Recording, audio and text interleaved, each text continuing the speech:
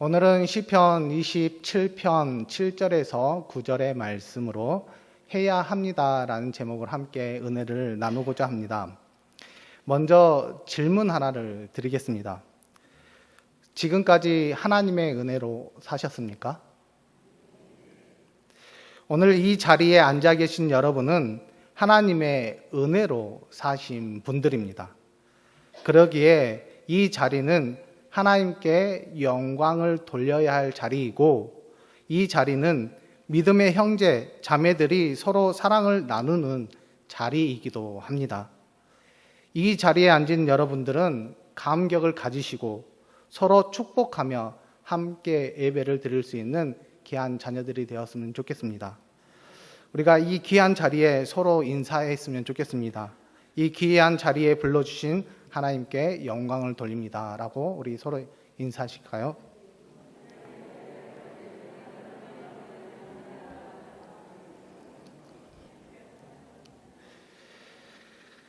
네, 이곳에 앉아 있는 여러분들에게 하나님의 평강과 하나님의 은혜가 늘 함께 하시기를 간절히 소망합니다. 우리가 어떤 행동이나 이론에 대하여 일관되게 규칙적으로 또한 하는 법칙들이 있습니다. 이런 것들을 이렇게 말합니다. 원칙이라고 이야기를 합니다. 우리가 원칙을 지키면 쉽고 또한 분란의 소지가 없습니다. 또한 공평하고 평등합니다.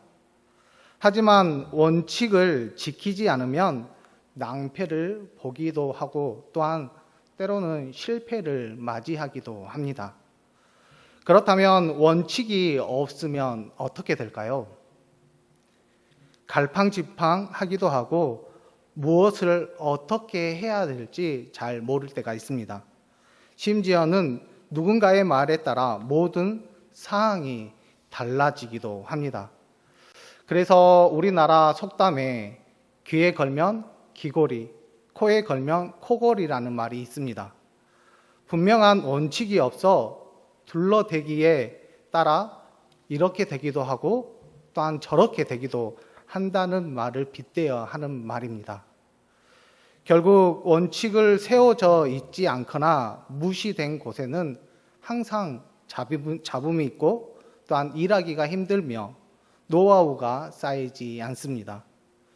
결과적으로 보면 아무런 열매를 맺지 못하고 끝내는 실패하고 마는 것을 보게 됩니다. 물론 사항에 따라서 융통성이 필요한 것은 사실이지만 특수한 경우에만 가능한 것이 바로 현실인 것 같습니다. 신앙인들 역시 가져야 할 원칙들을 세워놓고 또한 앞으로 나아가야 될 때가 있음을 우리는 분명히 잘 알고 있습니다. 물론 신앙인이 각자 정해 놓은 원칙들이 있을 것입니다. 신앙인답게 살아야지, 헌신하면서 살아야지, 이런 것들 역시 중요합니다. 하지만 누구나 공감할 수 있고 또한 행동의 원칙을 구체적으로 한번 정해봤으면 좋을 것 같습니다. 이렇게 정해봤습니다. 성경에 기록된 하나님의 말씀이 있으면 무조건 한다. 예수님께서 몸소 보여주신 것들이 있다면 무조건 해본다. 이런 마음을 가진 신앙인이라면 문제가 되지 않고 문제를 제기하는 사람들도 없을 것입니다. 그렇다면 하나님의 말씀 가운데 실천할 수 있는 말씀들이 무엇이 있을까요? 그 중에서 사랑하라입니다. 레위기 19장 18절 중간 부분의 말씀을 보면 이렇게 나와 있습니다. 내 이웃을 사랑하기를 내 자신과 같이 사랑하라. 나는 여호와이니라. 로마서 12장 10절의 말씀을 보면 형제를 사랑하여 서로 우애하고 존경하기를 서로 먼저 하며 라고 말씀하고 있습니다. 예수님께서는 하나님의 말씀, 사랑을 몸소 실천하셨습니다. 다른 사람들의 관심 밖에 있는 사람들을 찾아가셔서 그들을 위로해 주시고 도와주셨습니다. 또한 사회로부터 왕따를 당하는 사람들에게 복음과 능력으로 새 삶을 인도해 주셨습니다. 사랑하는 것, 하나님의 말씀이기에 또한 하나님께서 우리에게 특별히 기록해 주셨기에 예수님께서도 하신 일입니다. 따라서 신앙인이라면 무조건 해야 하지 않겠습니까? 사랑하는 것 그렇게 쉽지만은 않습니다. 하지만 하나님께서도 우리에게 말씀하셨고 예수님께서도 먼저 보여주셨기에 우리 또한 내 이웃을, 내 주위의 모든 분들을 사랑하셔서 하나님을 기쁨의 자녀로 또한 우리가 그리스도의 향기를 풍길 수 있는 믿음의 자녀들, 금옥교회 성도 여러분들이 되기를 간절히 소망합니다. 또한 하나님의 말씀 가운데 실천할 수 있는 말씀이 있는데요.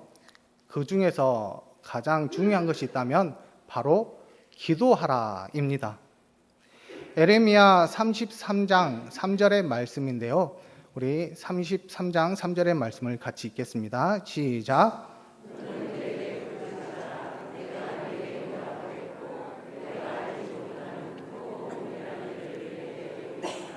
아멘. 데살로니가전서 5장 17절의 말씀을 보면 이렇게 나와 있습니다. 쉬지 말고 기도하라. 그리고 18절 중간 부분의 말씀을 보면 이것이 그리스도 예수 안에서 너희를 향하신 하나님의 뜻이니라 라고 말씀하고 있습니다. 예수님께서는 기도를 삶의 중요한 부분으로 여기시고 늘 실천하셨습니다. 특히 바쁜 가운데서도 시간을 내셔서 기도하셨는데 겟세마네 동산에서 그리고 중요한 일이 있을 때마다 새벽에 기도하시고 철야로 기도하셨습니다. 그것뿐만 아니라 갈보리 십자가에 달리실 때에도 기도하시는 분이 바로 예수님이셨습니다. 기도하는 것 하나님의 말씀에 강조되어 있고 예수님께서도 생활화하신 것이기에 신앙인이라면 무조건 해야 하지 않겠습니까? 우리 역시 해야 합니다라는 그 선포를 철저하게 하셔서 기도할 수 있는 믿음의 자녀들이 되기를 간절히 소망합니다. 그러면 왜 하나님께서 그토록 기도를 강조하셨을까요? 왜 예수님께서는 그토록 기도 생활을 철저하게 하셨을까요? 그것은 신앙인들에게 있어서 가장 중요하고 필요하기 때문입니다. 오늘 다윗의 고백을 통해서 기도의 의미를 구체적으로 알아보고자 합니다. 여기에 계신 여러분들은 기도를 어떻게 생각하십니까? 혹시 기도는 무엇이라고 생각하십니까? 많은 분들이 이렇게 대답합니다. 하나님과의 대화, 하나님과의 소통, 또한 다양한 생각들을 가지고 있을 것입니다. 기도는 다르게 표현해 보면 신앙 고백이라고 말할 수 있습니다. 9절 말씀 가운데 주는 나의 도움이 되셨나이다 라는 말씀이 바로 신앙 고백과 같은 말씀입니다. 성경에는 많은 신앙 고백들이 있습니다. 여호와는 나의 반석이시요 나의 산성이시요 나의 구원이시요 나의 목자가 되십니다. 이런 것들을 요약해 보면 도우시는 하나님이심을 고백하고 있다라는 것입니다. 여기서 도우시는 하나님을 그 고백 가운데 안에 있는 내용들이 있습니다. 그 내용이 무엇이냐면요. 하나님께서 도우실 능력이 있다라는 것을 내포하고 있다라는 것입니다. 기도하는 것은 하나님의 능력을 인정하는 것입니다. 만약 하나님의 능력을 신뢰하지 못한다면 어떻게 기도할 수 있겠습니까? 하나님께서도 분명하게 우리에게 말씀하셨습니다. 사무엘상 2장 30절의 말씀을 보면 이렇게 나와 있습니다. 나를 존중히 여기는 자를 내가 존중히 여기고 나를 멸시하는 자를 내가 경멸하리라. 하나님의 능력을 인정하면서 하나님 앞에 무릎을 꿇으면 하나님께서 기뻐하십니다. 하나님이 기뻐하시는 일을 하면 우리의 인생도 기쁨으로 흘러 넘쳐납니다. 택함 받은 백성들이 존귀한 인생을 살기를 원하시는 분이 바로 하나님이십니다. 그러기에 주의 백성들에게 기도에 대해 강조하셨으며 예수님께서도 기도의 모범을 보여주셨습니다. 기도는 우리의 인생을 존귀하게 하는 신앙 고백과 같은 것입니다. 그러기에 이것을 잊지 마시고 늘 기도에 힘쓸 수 있는 우리 금옥교회 성도 여러분들이 되기를 간절히 소망합니다. 또한 기도는 무엇이라고 표현할 수 있냐 하면요, 기도는 순종이라고 말할 수 있습니다. 우리 8절의 말씀인데요, 8절의 말씀을 같이 읽겠습니다. 시작. 너희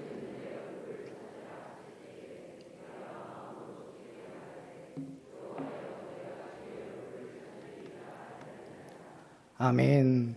여기에서 분명히 말씀하십니다. 내 얼굴을 찾으라 라는 말씀은 와서 기도하라 라는 의미입니다. 와서 기도하라 라고 말씀하시니까 지금 순종하겠다라고 다시 말씀하고 있는 것을 보게 됩니다. 성경에서 이스라엘 백성들에게 끊임없이 요구했던 것들이 있습니다. 그것 중에 가장 중요하게 순종을 요구하셨습니다. 또한 신앙의 선배들 역시 공통적인 덕목이 있더라면 그것이 바로 순종일 것입니다. 그리고 하나님께 쓰임받은 사람들의 그런 모습을 보면 그들 역시 모두 다 순종의 사람이라 해도 과언이 아닙니다. 우리가 잘 알고 있는 아브라함, 여호수아, 사무엘, 다윗, 바울이 대표적인 인물들입니다. 특히 순종하는 마음에는 하나님에 대한 귀한 태도가 들어있는데요. 그것은 하나님의 권위를 인정한다라는 것입니다. 만약 권위를 인정하지 않으면 어떻게 될까요? 당연히 순종하지 않습니다. 부모 같은 경우에는 자녀들이 순종하지 않습니다. 교사는 학생들이 순종하지 않습니다. 또한 대통령이 말해도 국민들이 하는 말에 절대 순종하지 않습니다. 기도하는 것은 하나님의 권위를 인정하는 것입니다. 하나님을 최고의 권위자로 인정하고 그 앞에 무릎을 꿇으면 하나님께서도 기뻐하십니다. 순종에 대한 하나님의 선물은 바로 축복입니다. 택함받은 백성들이 복된 인생을 살기를 원하기에 기도를 요구하고 계십니다. 택함 받은 백성들이 참된 인생을 살기를 바라시기에 예수님께서도 우리에게 주기도문을 가르쳐 주셨습니다. 기도는 우리의 삶을 복되게 하는 열쇠이며 순종의 삶을 살아가도록 만들고 있음을 기억하셔서 기도해야 합니다라는 그 마음을 가지고 늘 하나님 앞에 나아가 기도할 수 있는 우리 금옥교회 성도 여러분들이 되기를 간절히 소망합니다. 마지막으로 기도는 우리의 호소입니다. 우리 7절의 말씀을 읽겠습니다. 여호와의 내가 소리내어 부르짖을 때 들으시고 또한 나를 긍휼히 여기사 응답하소서. 아멘. 하나님 앞에 지금 부르짖고 있습니다. 왜냐하면 소원이 있기 때문입니다. 하나님께 긍휼을 호소하고 있습니다. 그 이유는 하나님만이 우리의 마음을 이해하시고 해결해 주실 분이시기 때문입니다. 호소하는 이유는 불쌍히 여겨달라는 것입니다. 자기 힘으로 안 되니까 지금 도움을 요청할 만한 자격이 없다 보니까 그냥 불쌍히 여겨달라고 지금 하나님 앞에 호소하고 있는 것입니다. 어느 누가 자기의 권리가 있어서 하나님 앞에 당당하게 요구할 수 있겠습니까? 누가 힘이 있어서 강압적으로 호통치면서 하나님 앞에 달라라고 이야기할 수 있겠습니까? 기도하는 것은 하나님의 사랑을 인정하는 것입니다. 하나님 앞에 가난한 마음을 가지고 무릎을 꿇으면 하나님께서 기뻐하실 것입니다. 그리고 우리를 안아주시고 등들겨 주시고 손잡아 주십니다. 호소에 대한 하나님의 반응은 바로 함께 하심입니다. 택감 받은 백성들이 함께 하시기를 원하시기에 하나님께서 우리에게 기도를 명령하신 것입니다. 택감 받은 자녀들이 하나님과 동행하기를 바라시기에 기도의 본을 보이신 것입니다. 기도는 하나님과 동행하는 삶을 살아갈 수 있는 사랑의 끈입니다. 기도가 우리를 행복하게 하는 선물임을 늘 기억하셔서 하나님 앞에 기도할 수 있는 귀한 자녀들이 되기를 간절히 소망합니다. 이 말씀에 대해서 다시 한번 말씀을 드리면 기도는 반드시 해야 합니다. 왜냐하면 우리의 신앙과 삶과 인생을 값지게 만들 뿐만 아니라 멋진 인생을 살아갈 수 있도록 만들어 주시기 때문입니다. 꼭 해야 함에도 불구하고 그렇지 못할 때가 너무나도 많다라는 것입니다. 한 가지 예를 들어보면 어느 날 아빠가 외출했다가 돌아오니 7살 어린 아이가 양치질을 하고 있었습니다. 그런데 아이가 양치질을 하면서 계속 울고 있었던 것입니다. 그래서 아빠가 왜 그러니 무슨 일 있어? 라고 그 아들에게 걱정된 목소리로 물어봤더니 아들이 입을 헹구면서 이렇게 이야기했습니다. 이제 나도 양치질을 혼자 할 수 있게 되었어요. 다시 아빠가 아들에게 이렇게 말했습니다. 이제 의젓한 어른이 되었으니까 이제 울 필요가 없다. 그러자 아들이 한숨을 쉬면서 말합니다.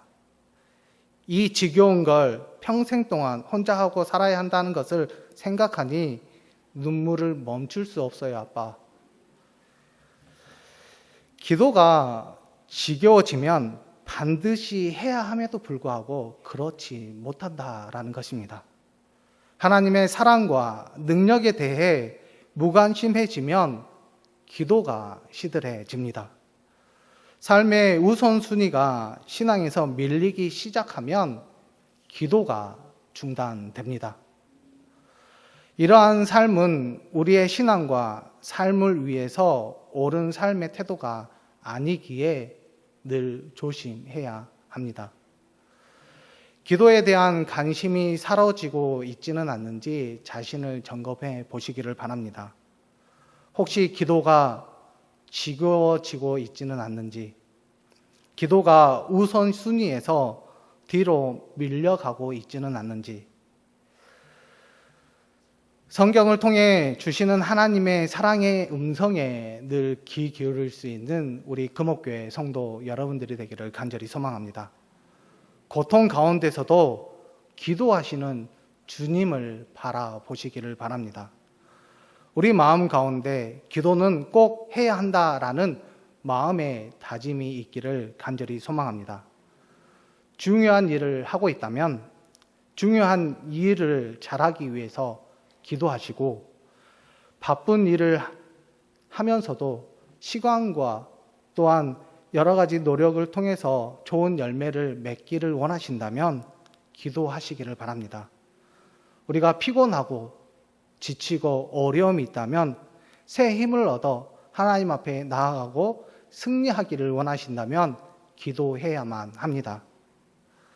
특별히 우리는 사순절 기간을 보내고 있습니다.